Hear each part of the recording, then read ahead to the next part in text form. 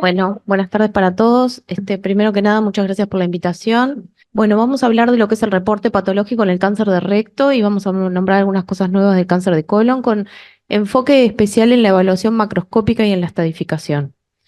Bueno, un poco lo que ya se habló de la epidemiología, el aumento de los casos de cáncer de colon y recto a nivel mundial. Se habló de Uruguay, hablamos un poquito de lo que es a nivel mundial, el aumento del cáncer de colon y recto, sobre todo en los países del norte, América del Norte, Australia. Estas son las cifras de Globocan del 2022. Y bueno, un poco lo que se ha dicho del aumento de los cánceres en los adultos jóvenes, de este tipo de cáncer, y en los países sobre todo que están teniendo un alto índice de desarrollo humano, que son los países que van como en avance económico actualmente. De la parte de anatomía patológica nos interesa un poco hablar de lo que hacemos nosotros como patólogos en cuanto al estudio macroscópico, que es como el primer procedimiento o el primer contacto que nosotros tenemos con la pieza, que es como un paso fundamental en lo que va a ser hacer un buen reporte desde el punto de vista patológico. Nosotros nos guiamos en los protocolos del Colegio Americano de Patólogos, que son protocolos que se van actualizando con mucha frecuencia. El último que es para cáncer colorectal es de junio del año pasado. Entonces, basándonos en esos criterios o en esas guías, lo utilizamos para hacer el estudio macroscópico y el reporte histológico. Es importante, primero y principal, decir que para hacer un buen estudio anatomopatológico y empezar con un buen procedimiento macroscópico, tenemos que tener una muy buena comunicación con el equipo quirúrgico, ¿no? Tenemos que tener buena información del tipo de procedimiento que se realizó, porque de eso va a depender el estudio que hagamos. Y para eso después tenemos que ver la topografía del tumor. Si es necesario, usamos la endoscopía anterior a la que se hizo el diagnóstico. Procedemos a medir el tumor, vemos cuál es la máxima infiltración, porque eso va a depender del estadio TNM, la parte T, la distancia de los márgenes. Ahora todo esto vamos a ver fotos para ilustrar un poco mejor. Y para las resecciones anteriores de recto, como se vino hablando en el curso de la jornada, el estudio de la fascia mesorrectal y la relación con la reflexión peritoneal. Como les decía, nosotros en el ambiente hospitalario, capaz que en el sector privado es un poco más difícil, pero en el ambiente hospitalario es muy importante porque hay mucha gente en formación y para realizar un buen reporte patológico es fundamental que el patólogo tenga una buena comunicación, y esto van a ver que lo voy a repetir en el transcurso de la charla. Es importante hablar con el cirujano, mandarle WhatsApp, llamarlo, o sea, molestarlo básicamente. El estudio de la superficie externa es por donde empieza nuestro estudio macroscópico. La identificación de los márgenes es muy importante y en especial una cosa que está como un poco subestimada es la identificación del margen lateral o circunferencial, que es una cosa que ustedes le tienen que exigir al patólogo y al reporte patológico debe constar, ya sea para las piezas de colon, en toda la ubicación anatómica, ya sea para el colon derecho, para el transverso, para el sigmoide y para el recto. Nosotros lo que hacemos es pintar con tinta china la cerosa, que no constituye un margen, como ustedes saben. Sí, lo que nos va a hacer es identificar qué T tiene ese tumor, y el margen lateral o circunferencial, ya sea para colon derecho, izquierdo o para el recto. Si es colon derecho o colon izquierdo, le llamamos margen lateral. Si es para recto, le llamamos margen circunferencial. Pero tener bien en claro que la serosa no constituye un margen y que el reporte patológico debe decir la relación que tiene el tumor con la serosa y la relación que tiene el tumor con ese margen lateral o circunferencial. Son dos cosas distintas que a veces se confunde, como en el informe puede estar como entreverado, ¿no? Describir las áreas de retracción serosa que tiene, porque ahora vamos a ver cómo estudiamos nosotros el mesorrecto y estamos empezando a estudiar el mesocolon. Describir áreas de perforación tumoral, si es que las hay, porque es importante, no solo porque pueden ser iatrogénicas, sino porque el tumor puede estar perforado y eso ya le va a cambiar el estadio. Y por supuesto, fotografiar la lesión, que forma parte hoy por hoy de lo que es un buen reporte de anatomía patológica. El margen lateral, como les decía, es importante. Si nosotros no lo logramos identificar, llamar al cirujano para que nos ayude a identificarlo y entre los dos en conjunto poder identificarlo para contribuir a un buen informe patológico. El margen radial o circunferencial en el recto hace muchos años que ya se viene estudiando. Es una cosa que en todos los informes de resección anterior de recto tiene que constar. La relación del tumor con el margen circunferencial o margen radial, que como ustedes saben y como se viene hablando, es un factor determinante de control local de la enfermedad a nivel loco regional. Y esto se define como la distancia entre el punto más profundo de la invasión tumoral y el margen de disección, ya sea a nivel mesentérico y o retroperitoneal, depende de la localización anatómica que estemos hablando. Repetimos, el peritoneo visceral no constituye un margen de resección, sino que el patólogo debe identificar, y ustedes tienen que ver que en el reporte esas dos cosas tienen que constar por separado porque son cosas distintas. Una cosa es el peritoneo y otra cosa es el margen por el que pasa el cirujano. Ahí ven un tumor, no sé si es la flechita aparece ahí, ¿no? Ven un tumor en donde está la flecha azul que está contactando con el margen de resección circunferencial, que en el caso del recto, la parte baja, como ustedes saben, en el peritoneo no hay peritoneo, y entonces eso se considera como, se dice como margen circunferencial.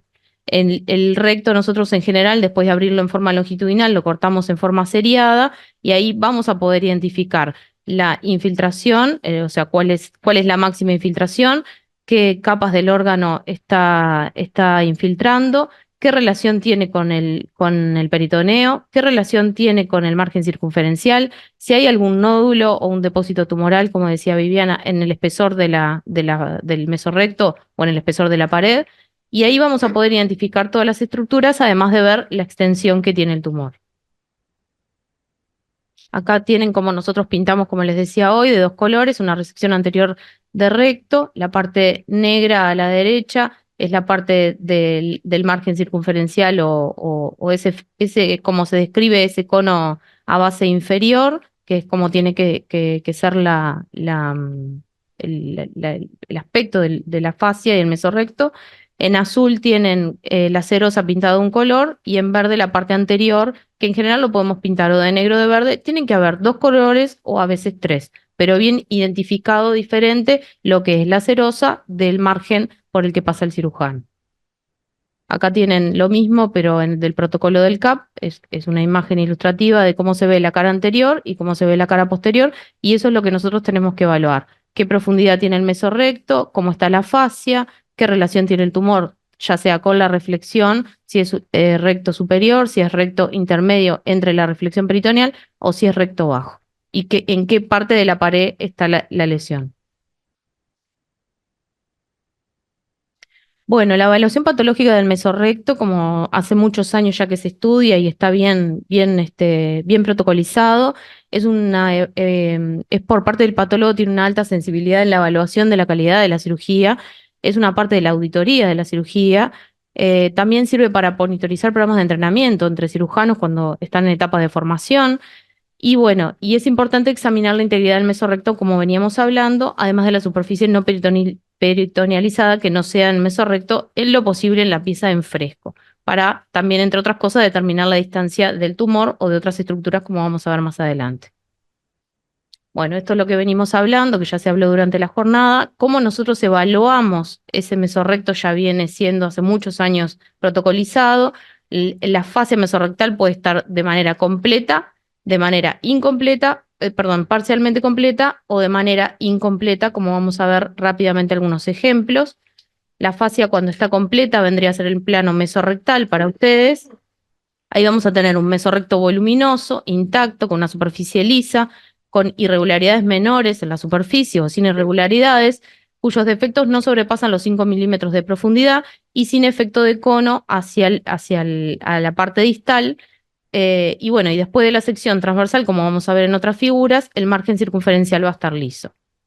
Cuando esa fascia es casi completa o hay un plano de resección quirúrgica intramesorrectal, el volumen del mesorrecto va a ser moderado, ya no va a ser tan amplio, vamos a ver efectos de cono hacia abajo, no se va a ver la muscular propia en la pieza de resección, pero sí hay irregularidades mayores de 5 milímetros y como vamos a ver más adelante, el margen radial va a ser irregular cuando lo seccionamos transversalmente. Cuando es incompleto, que estas piezas ya casi no las vemos por un buen entrenamiento del equipo quirúrgico en casi todos lados, hay un plano muscular propio, un plano de la muscular propia con un mesorrecto de muy poco volumen, con una exposición de la muscular propia, con moderada marcada conización hacia al borde basal y con un margen circunferencial muy irregular. Cuando vemos la sección transversal, esto es lo que se ve en las piezas de resección. En el lado A es como la pieza ideal, cuando hay un buen mesorrecto con una fascia completa, y en el lado C es cuando hay un plano de exposición de la muscular propia. Todo esto se está extrapolando a lo que es la técnica de decisión mesocólica completa que hemos visto hoy muy bien en la charla de la mañana. El patólogo acá está como una etapa de entrenamiento, como de curva de aprendizaje, y también si lo extrapolamos a lo que pasó en el recto, va a ser un punto de control de calidad o control en el control de calidad de esta técnica quirúrgica. Por eso es fundamental exigirle al patólogo, ustedes como cirujanos, que tenga una buena retroalimentación, porque ahí sí va a poder empezar a auditar de manera buena o lo mejor posible la cirugía de ustedes. El plano de disección mesocólico es un plano de disección integral, como se habló muy bien esta mañana, que genera una disminución de la propagación tumoral y una radicalización quirúrgica. Para esto hay que hablar con el patólogo, con sus patólogos con los que trabajan, realizar un buen entrenamiento del patólogo, contarle lo que uno hizo durante la cirugía, qué tipo de técnica empleó, fotografiar la pieza juntos, reparar la pieza juntos para que el informe patológico, para que su cirugía sea cada vez mejor y el patólogo pueda hacer un buen trabajo. La evaluación patológica, si lo extrapolamos, sería parecido a lo que hay en el recto, a lo que hablábamos del recto. El plano mesocólico sería el ideal, el intramesocólico sería como una situación intermedia, y cuando es deficiente es cuando hay exposición de la muscular propia. Acá tenemos algunos de los dibujos que también se mostraron hoy en la mañana. Hay parte de la ventana peritoneal y con un poco de peritoneo ahí que se ve, sería como el plano mesocólico cuando hay peritoneo de los dos lados y sería como una pieza de resección ideal. Cuando hay un plano intramesocólico es cuando hay irregularidades mayores a 5 centímetros, y cuando hay un plano de exposición de de la muscular propia, ya es cuando hay áreas de perforación y no sería una pieza ideal o sería una resección incompleta. Acá tienen las áreas de sección transversal con un buen mesocolon de forma abundante, otro con irregularidades en la superficie cuando el plano de resección es intramesocólico, y cuando hay exposición de la muscular propia sería como una pieza no tan ideal. Desde el punto de vista histológico, ¿qué es lo que tiene que figurar en el reporte de anatomía patológica? Bueno, por supuesto, el tipo histológico, que como vemos la mayoría de los cánceres son adenocarcinomas, pero como decían muy bien en la charla de oncología, la mayoría de estos tumores es importante determinarles el perfil molecular porque histológicamente suelen ser todos muy parecidos, pero después la biología de los tumores se comporta de manera distinta. El grado histológico, que sigue siendo un factor pronóstico independiente en los adenocarcinomas de colon y recto. Por supuesto, la extensión tumoral, que va a determinar el estadio T. El tumor budding, que a veces se estudia de manera histológica solamente con una hematoxina y eosina, y a veces se recurre a técnicas de inmunistoquímica para poder determinarlo y categorizarlo mejor. La invasión linfovascular y la invasión perineural, que de por sí son factores pronósticos independientes. El patólogo también tiene que constar el efecto del tratamiento o la respuesta patológica. En general lo que se hace es hacerlo de manera histológica por el estadio de Ryan, es el que se usa, que fue un estadio que se describió para el cáncer de esófago, pero después se extrapoló al tubo digestivo y en especial el recto se sigue usando el sistema de Ryan. Pero bueno, para esto el patólogo, como decíamos al principio, tiene que saber que ese recto tuvo neoadyuvancia, porque ahí ya empieza desde el punto cero, desde la macroscopía ya es distinto, porque si vemos una lesión que tuvo neoadyuvancia, ya va a ser una lesión que de repente no es una lesión completa, que es una úlcera o que es un área de fibrosis, y si ustedes no le dicen al patólogo que se tuvo o el patólogo no tiene forma de acceder a que tuvo un tratamiento previo, va a entrar esa pieza de manera como si no hubiera tenido neoadyuvancia y no va a constar el efecto del tratamiento porque no lo vas a ver. Generalmente nosotros lo que hacemos es cuando esa pieza viene sin tumor o viene como una úlcera o viene como un área cicatrizal, ya en la macroscopía es distinta porque esa pieza se incluye en totalidad, esa área lesional o esa úlcera o ese espacio cicatrizal se entra en totalidad, se incluye en totalidad en parafina, o sea que se hacen muchos bloques de parafina para poder hacer estudios de hematoxina y eosina, que es nuestra técnica de rutina. Y ahí poder evaluar si realmente quedaron células tumorales y qué tipo de respuesta patológica tuvo. Si es una respuesta completa, si es una pobre respuesta o si no tuvo respuesta. Bueno, los márgenes de resección, como siempre, todos los márgenes que haya para estudiar, inclusive ahora agregando los márgenes laterales, el estudio ganglionar, que como decíamos, como se dijeron en varias charlas, lo mínimo es 12, pero bueno, siempre hay que exigirle al patólogo la mayor cantidad de ganglios posible. No es que con 12 ya me conformo y bueno, y no se sacaron más. O sea, cuantos más ganglios hayan, como todos sabemos, el TNM va a tener un mayor valor estadístico y eso es otro elemento pronóstico para el paciente. O sea que no es solamente 12 y nada más. Tienen que haber, cuanto más ganglios hayan, mejor, obviamente. Los depósitos tumorales, como ya se habló, también son importantes de reportar, ya que el estadio se transforma en 1C si no hay ganglios, como decía Viviana. Esto es el TNM que ya se habló bastante. Bueno, insisto lo del el margen radial o lateral, porque es algo que a veces en los informes de anatomía patológica no consta y tiene que estar, es establecer ese margen radial o circunferencial, que recuerden que cuando es negativo desde el punto histológico, desde el punto de vista histológico, es cuando está a más de 1 milímetro de la superficie que no tiene peritoneo, porque eso es el T, no es margen, la serosa, y es positivo cuando está a 1 milímetro o menos de la superficie que no está peritonealizada. Esto no es solamente para el tumor. Vean acá en este esquema que es del Colegio Británico de Patología, ustedes tienen que el tumor, el espesor del tumor y la distancia al margen, que también tiene que constar, ¿no? No solamente la extensión, sino la distancia al margen más cercano. Pero a veces no es el tumor, sino que es un ganglio que es positivo o un depósito tumoral o un vaso que está afectado y eso es considerado positivo, aunque no sea el propio tumor. Ese margen tiene que constar y no solo del tumor principal, sino de la estructura, ya sea un vaso, un depósito o un ganglio, que sea positivo si está más cercano al tumor. Acá tienen como se ve desde el punto de vista histológico, esto es un margen que como se ve está electrofulgurado, no hay serosa, sí hay margen, está pintado porque siempre los pintamos por protocolo y el tumor está contactando. Bueno, esto se habló también, la importancia de ese margen como no solo de recurrencia local, sino de metástasis a distancia. Cuando el margen es positivo, hay mayor cantidad, hay mayor probabilidad de que hayan metástasis a distancia. Y bueno, y para finalizar, los biomarcadores que también tienen que constar, de que también se hablaron, tienen que constar en el informe las proteínas de reparación del ADN, el estado del ER2-neu, el PDL1 y otras técnicas que se hacen por biología molecular que van a determinar después los posteriores tratamientos. Bueno, como conclusiones, el estudio correcto de la pieza de reflexión, por supuesto que tiene implicancias pronósticas, por eso hay que hacer un buen estudio histológico, un estudio macroscópico y un estudio histológico. Empieza con un buen estudio macroscópico, como decimos, teniendo toda la información para poder hacerlo. El reporte patológico debe incluir la evaluación del mesorrecto y ahora también tiene que incluir la evaluación buena de un mesocolon si la técnica de decisión mesocolónica fue hecha.